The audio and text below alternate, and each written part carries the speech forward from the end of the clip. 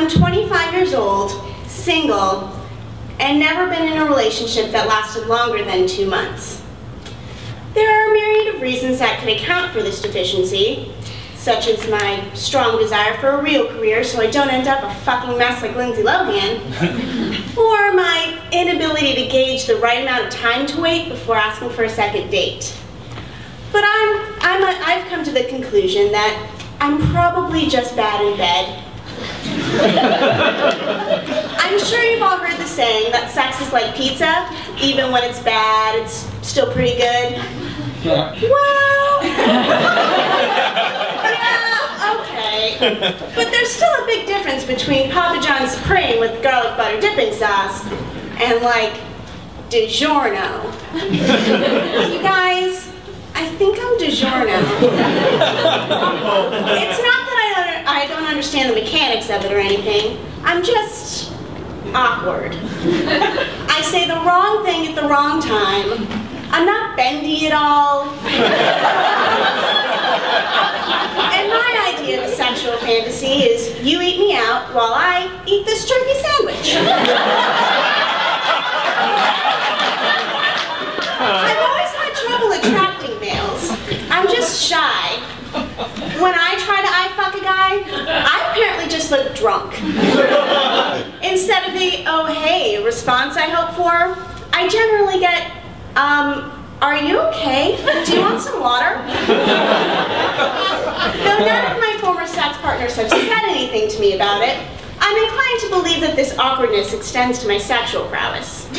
I feel like everyone got some instructional manual that I was not afforded. 10 steps to being amazing in the sack or some shit. Yeah, I missed that publication. I do, however, have the complete works of Jane Austen. My sexual yeah, right? 2 copies. 2. My sexual history goes back to freshman year of college at UC Santa Barbara. I lost my virginity surrounded by red cups and empty cans of natural light in a fraternity house. It was really romantic. We did it in his bed, the top bunk, while his roommate was asleep in the bunk below. It was painful, and I wasn't really sure what to do with my hands. I just lay there, watching his face contort into various expressions of delight, while my poor, extra-tight vagina was dealt a barrage of painful, jackhammering thrusts. To top it off, my panties fell through the crack between the bed and the wall and landed directly onto his roommate's face. You're welcome, dude. As I became more familiar with the act of knocking boots, I tried to figure out how to get really good at it. My ex-boyfriend had given me extensive blowjob lessons. I mean, what guy doesn't love instructing a chick in the art of fellatio? But he didn't really give me any notes on my performance during intercourse. I did some research on my own, watching a lot of internet porn, and discovered that just lying there like a corpse was not exactly great form. So I tried moving my hips to make things more exciting. Unfortunately, my efforts consistently ruined my partner's rhythm, causing some weird pauses, accidental pullouts, and irritated looks in my direction. Subsequently, I gave up and went back to just lying there, moaning encouragingly. Oh, ooh, ah, yes! Next, I tried using dirty talk to spice things up. I started with the usual, oh, your penis is so big. Yeah, it feels so good when you shove it in me. Incidentally, I learned that penis sounds a little too technical. And dick or cock is sexier in this context. I then branched out to, oh, you're making me so wet. My pussy is so wet for you. This seemed to work for a while. But then I sort of ran out of material and became repetitious. After a few minutes, my so-called dirty talk got boring. Yes, he'd say, you're very wet. I know.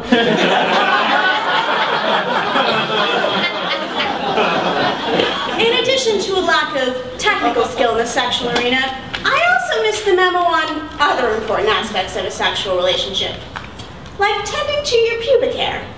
When my ex finally got tired tired of getting hair up his nose and in his mouth, he convinced me to deal with my situation. I agreed, but with the caveat that I would not go full Brazilian. My vagina is a woman. She is not a little girl. Right? Likewise, I seem to also have some sort of internal defect, whereby instead of losing interest in sex during my period, like most women, I want to fuck anything in my fucking fuck path. And refrigerators, I don't care. When I'm on my period, I'm like an alley cat in heat, ready to accept any and all takers of my swollen, bloody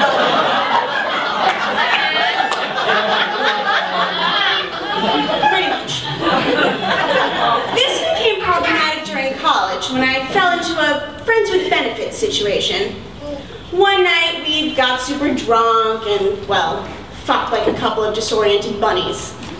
I happened to be on my period at the time of this dalliance, and thanks to the gallons of jungle juice I consumed, I forgot to remove my tampon prior to intercourse.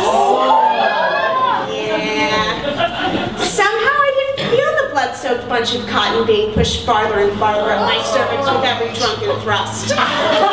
In fact, it didn't occur to me until the next morning after he left that the tampon was probably floating around somewhere in my uterus. Since I'd never encountered this situation before, I promptly flipped my shit and called several girlfriends desperate for advice. One not-so-bright friend suggested using tweezers to extract the wretched tampon. Of course! Why didn't I think to blindly fumble around my trunk with a sharp tooth? Thankfully, though distressed, I was not an idiot and did not shove a pair of tweezers up my poontang. I did what any sensible lady in this situation should do. I rolled up my sleeve, removed my rings, and just went on up there. Through a combination of muscle contractions and pulling at the string with my fingertips, I successfully gave birth to a 3-inch, fully engorged bloody tampon and subsequently suffered through a wicked yeast infection. You know, in hindsight, I really should have just fucked a refrigerator. A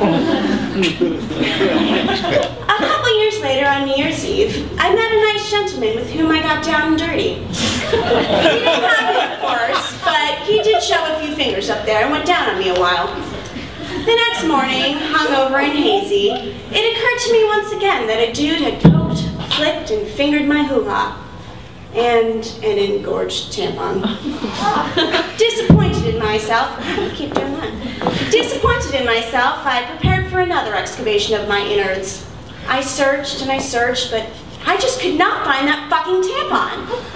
He happened to still be hanging around the apartment at the time, so embarrassed, I told him that I probably needed to be taken to the hospital so a doctor could fish out a tampon from my whore of a vagina.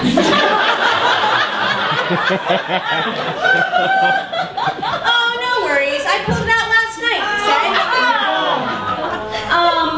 What? Slightly aghast. Yeah, I just pulled it out, you know, while I was down there. It's in the trash over there if you don't believe me.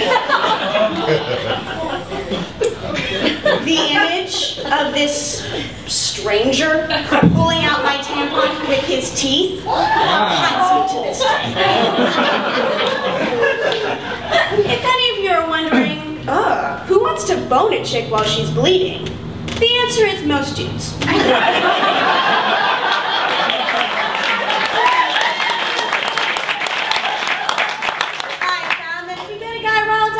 He's more than happy to overlook the various liquids and smells associated with the female menstrual cycle in order to get laid.